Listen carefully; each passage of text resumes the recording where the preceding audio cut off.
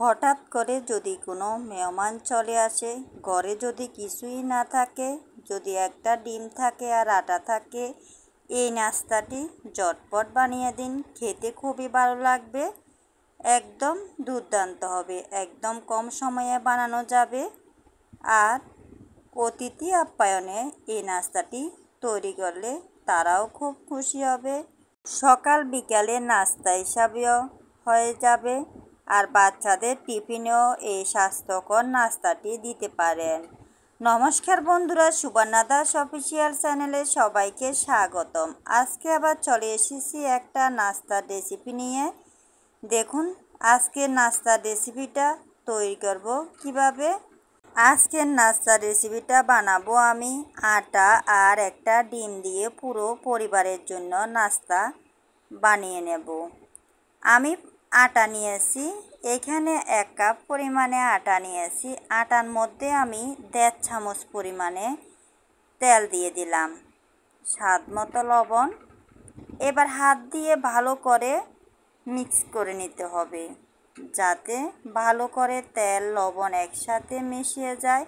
এমনভাবে মিশিয়ে নিতে হবে যে যাতে হাত দিয়ে মুষ্টি করলে একদম মুষ্টি হয়ে যায়। এভাবে ভালো করে আমি আটা মিশিয়ে নিয়েছি। এখনও যারা একটা লাইক দিতে ভুলে গিয়েছেন, অবশ্যই একটা লাইক দিয়ে পাশে থাকুন। আমার আটা মিক্স করা হয়ে গেল। এবার আমি আটা দিয়ে একটা ডো তৈরি করে নেব। এবার আমি আটার মধ্যে অল্প অল্প জল দিয়ে ডো রেডি করে নেব। আপনারা জল একসাথে বেশি দিতে যাবেন না, অল্প অল্প করে এই ডোটা রেডি করে নিতে হবে। দেখতে পাচ্ছেন এখানে একদম শুকনোভাবে মাখিয়ে নিয়েছি। এখানে আরও একটু জল লাগবে, তাই আমি আরও অল্প পরিমাণে জল দিয়ে দিলাম। এবার হাত দিয়ে ভালো করে আমি আটার ডোটা রেডি করে নিয়েছি। দেখুন একদম সফট হয়েছে। এভাবে আপনারাও সুন্দরভাবে ডোটা রেডি করে নেবেন। এবার আমি রেস্টের জন্য রেখে দিয়েছি। এবার আমি চুলোতে একটা ফ্রাই প্যান বসিয়ে দিয়েছি। ফ্রাই প্যান ভালো করে গরম করে নিয়েছি। ফ্রাই প্যানের মধ্যে পরিমাণ মতো তেল দিয়ে দিলাম, তেল গরম করে নিয়েছি। এবার দিয়ে দিলাম পেঁয়াজ কুচি দিয়ে দিলাম। আমি এখানে পেঁয়াজ কুচি বেশি নিয়েছি, 1 বাটি পরিমাণে নিয়েছি, কারণ একটা ডিম দিয়ে যেহেতু আমি পুর তৈরি করব, তাই পেঁয়াজ একটু বেশি নিয়েছি। প্রথমে তেলের সাথে ভালো করে পেঁয়াজ একটু নাড়াচাড়া করে নিয়েছি। এবার এখানে 1/2 চামচ পরিমাণে হলুদের গুঁড়ো দিয়ে দিলাম, স্বাদ মতো লবণ দিয়ে দিলাম। লবণ হলুদের গুঁড়ো দিয়ে কিছুক্ষণ ভেজে নেব। এভাবে কিছুক্ষণ নাড়াচাড়া করে ভাজার পর দেখুন একদম কমিয়ে গিয়েছে। এভাবে কিছুক্ষণ পর পর নাড়াচাড়া করে দিতে হবে। এবার এখানে আমি দিয়ে দিচ্ছি সামান্য পরিমাণে মরিচের গুঁড়ো আর 1/2 চামচ পরিমাণে জিরের গুঁড়ো দিয়ে দিলাম। এইখানে আমি আর কোনো মশলা ব্যবহার করব না, শুধু জিরের গুঁড়ো দিয়ে এই পুরটা আমি রেডি করে নেব। এবার ভালো করে ভেজে নিতে হবে। দেখুন কালারটাও দেখতে খুবই সুন্দর দেখাচ্ছে।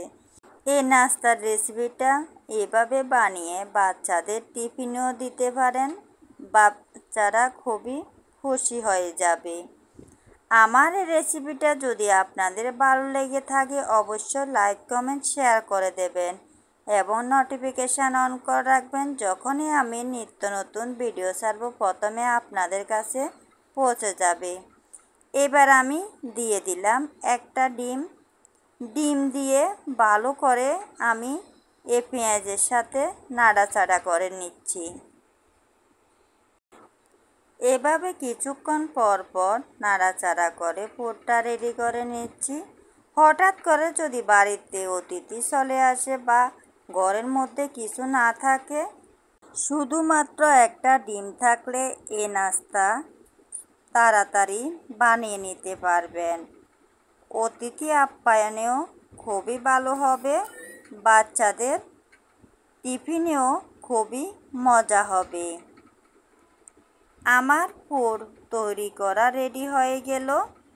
এবার আমি চুলোটা বন্ধ করে দিলাম। এবার আমি নাস্তাগুলো বানিয়ে নেব। এখানে আমি যে আটার ডো তৈরি করে নিয়েছি, এখান থেকে অল্প পরিমাণে একটা লেচি নিয়ে নিলাম।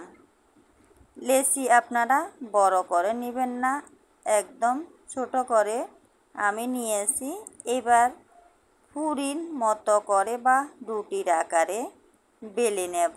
আমি প্রথমে একদম পাতলা করেও বেলবো না, একদম গাঢ় করেও বেলবো না, মিডিয়ামভাবে এই রুটির আকারে নাস্তাটি বানিয়ে নিতে হবে। এভাবে আমি রুটির মতো বা পুরির মতো করে বানিয়ে নিয়েছি। দেখুন,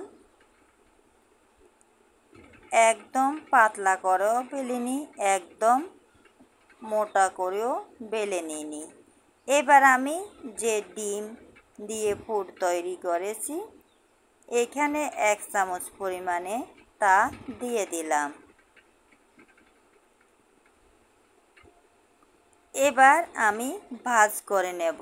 কিভাবে আমি ভাজ করে নেব দেখতে থাকুন।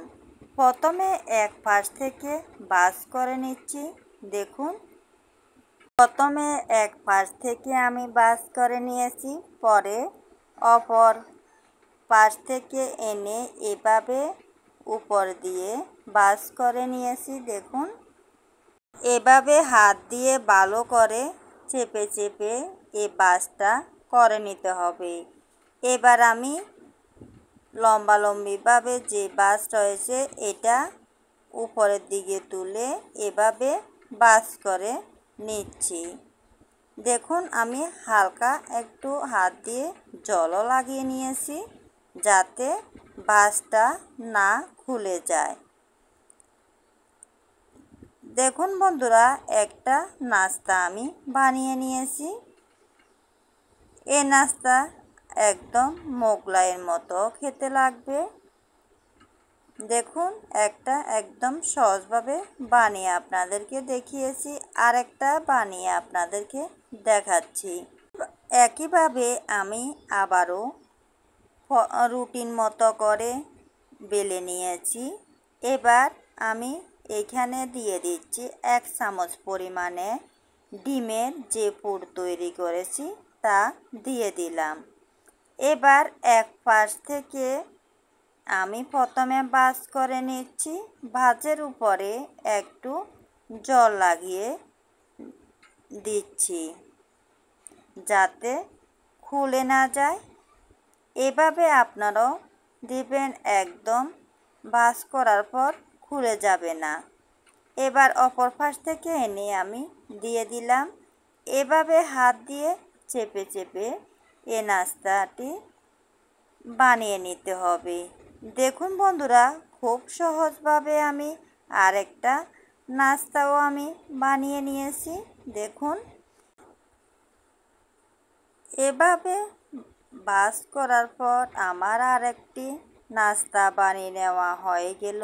দেখুন, একইভাবে আমি সব নাস্তাগুলো বানিয়ে রেডি করে নিয়েছি।